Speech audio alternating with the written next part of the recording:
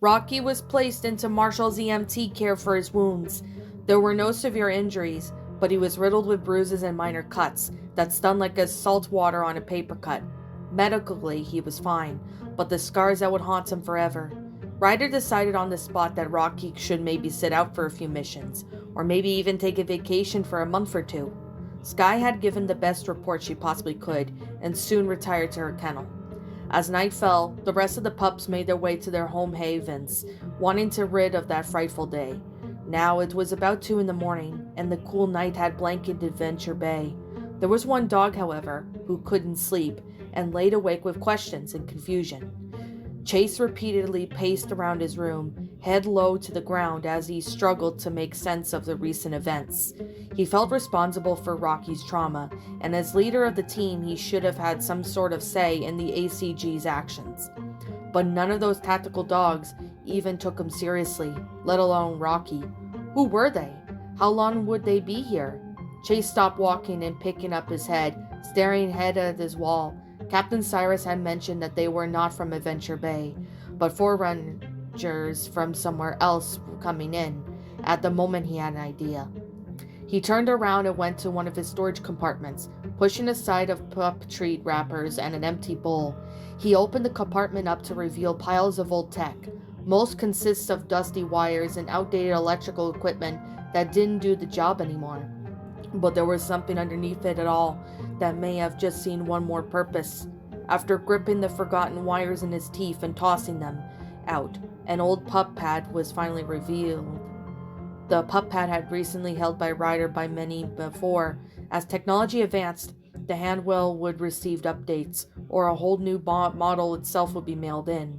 Regardless, each replaced pup pad was tossed away in the garbage, although this one particular one Chase preferred to keep it away in storage. He flickered on the switch, and the screen flickered to life. Bathing Chase in his kennel in soft light, many of the apps on the pup pad were gone and lost after the system transfer. But there was one thing that always remained intact: calling.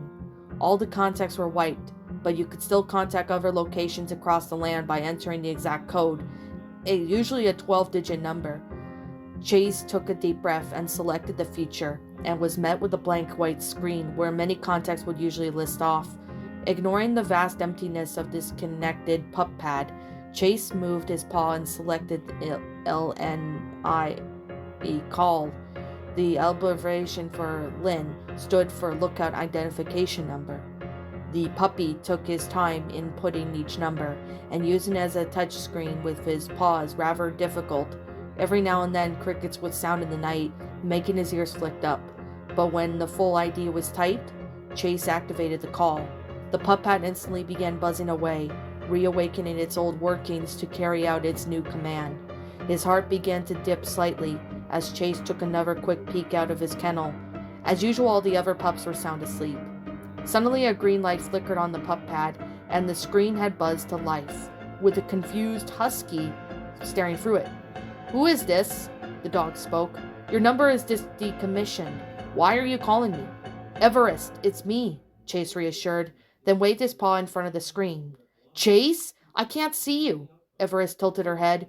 "Your screen is just black." The shepherd raised an eyebrow in confusion, then realized the pad screen was probably in severe disrepair. "I think my camera's broken." "Why are you calling me on a discontinued pup pad?" "Because I need your help," Chase explained. "I need information, and I don't need anyone tracing this call." "Why would anyone trace their call?" Everett's ears went back. "Have you heard of the ACG?" Chase asked, dodging the question. "The who?" "The Assault and..." Chase struggled to recall the full name. "Control something, I don't remember. But these military dogs are showing up on all over Adventure Bay, and we don't know why. They hurt Rocky and shut down one of our missions." "What?" The husky went wide-eyed. "Is he okay?" "He's fine," Chase waved off. "But I do know these communication sites for rent on the mountain of Outpost. I know that tons of team pass through your mountain to set up their radio towers." Everest blinked. "How could you possibly know about that? That's classified information. The shepherd looked to see the sign in response. I may have bypassed a few of Ryder's locked files. What? The husky jolted in alarm. Chase, you went behind his back? Hey, I'm the leader of this team, he retaliated. It's my job to be in the know. You should have not done that, Everest worried. If Ryder finds out, he won't. Now are you going to help me or not? Everest flattened her ears for a moment, then sighed. Fine. What do you want? Surely the ACG secured a tower up there, Chase pressed. If they're not from the city, they must have come from a long distance. A comm site, a radio tower, satellite must be anything passed through there belonging to them. Chase, I just can't dip my paw into classified files, she encountered. Unlike you, I keep in line. Damn it, Everest! Chase snapped. Those dogs hurt Rocky. He's probably traumatized. As law enforcement, I need to know what I can do to stop more pups from getting hurt. Ah, fine, Everest barked at the screen. Just calm down. Yeesh. Chase watched Everest suddenly walk off camera, and by tapping on the keys and the buttons that could be heard, the shepherd tapped his paw impatiently, counting the seconds being wasted. Why was she being so difficult? As law enforcement, he really felt entirely responsible for the well-being of not just his own team, but entirely of Adventure Bay. Okay, here. Everest hopped back on the front of the camera, holding a printed piece of paper in her mouth. What's that? Chase asked, eyeing the paper. It's an agreement of construction, she explained, dropping the sheet in front of her. Anyone who builds it on our site has to pay and sign one. Chase leaned back and narrowed his eyes, seeking more information. The Assault and Contaminated Guild, Everest read, as they passed through a few days ago and set up a radio tower and some communication lines, paid a couple $100,000, and the agreement was signed by a dog named Bella. Bella? Chase repeated. Everest shrugs. I don't know if she was an officer, a supervisor, or a regular dog, but she left a contact number. What is it? Chase said as he leaned forward. Chase, I don't know. Everest, tell me, he growled. After a first short pause, the husky sighed. All right, get a pen and paper. I'll read it off.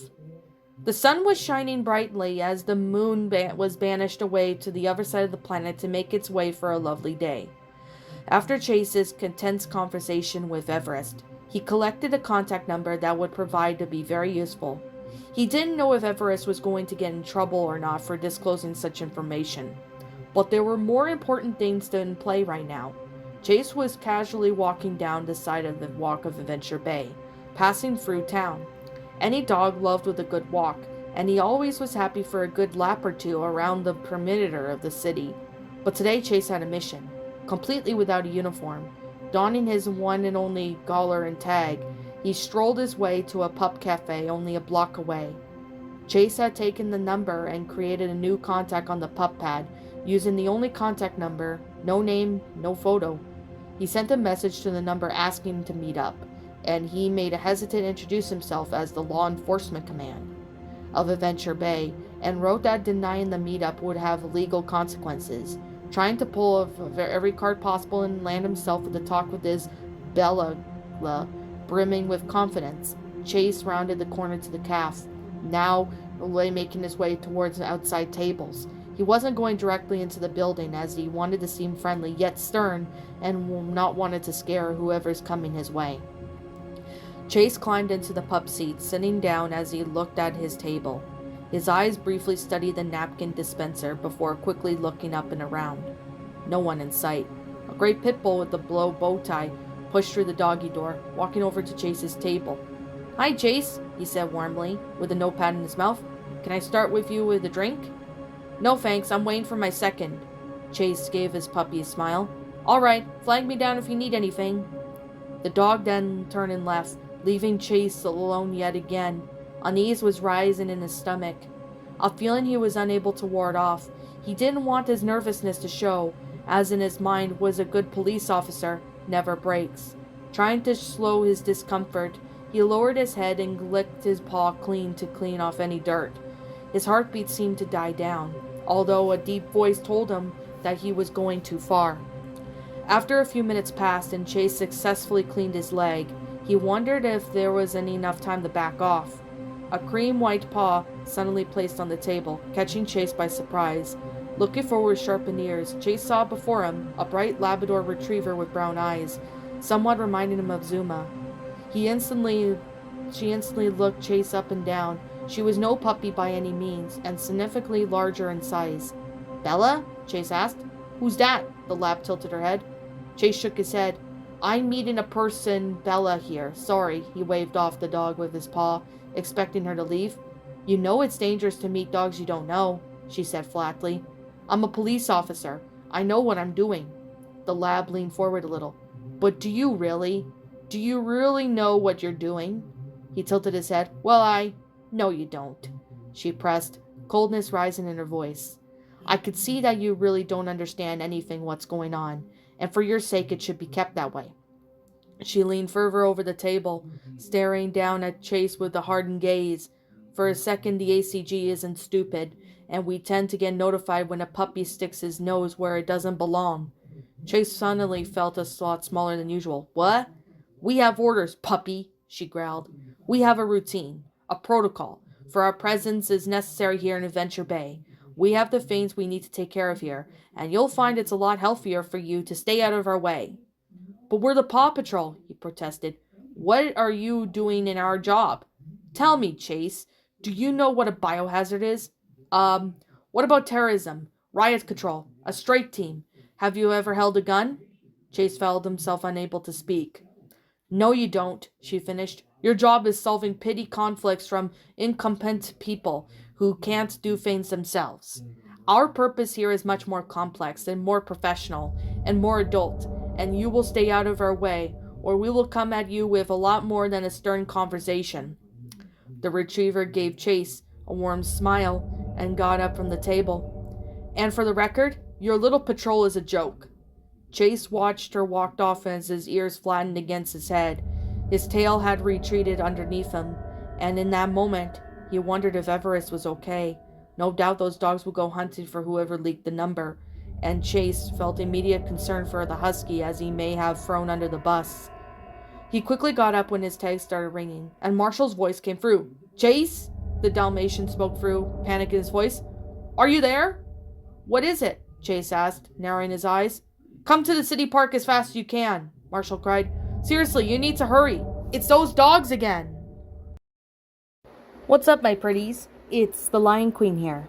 I want to appreciate you all for tuning into this video, and I do appreciate you guys supporting my video by giving this video likes and stuff.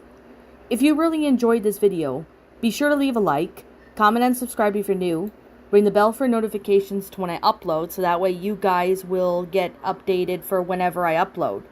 If you want to follow me on Twitter or DeviantArt, feel free to leave a follow on those if you are interested in following me on those socials. If you want to support my backup channel, known as Miss Dark Shigo, feel free to subscribe to it, as a link to that will also be in the About page section. And with that being said, and that being the case, thank you so much for watching, my pretties, and as always, please stay pretty.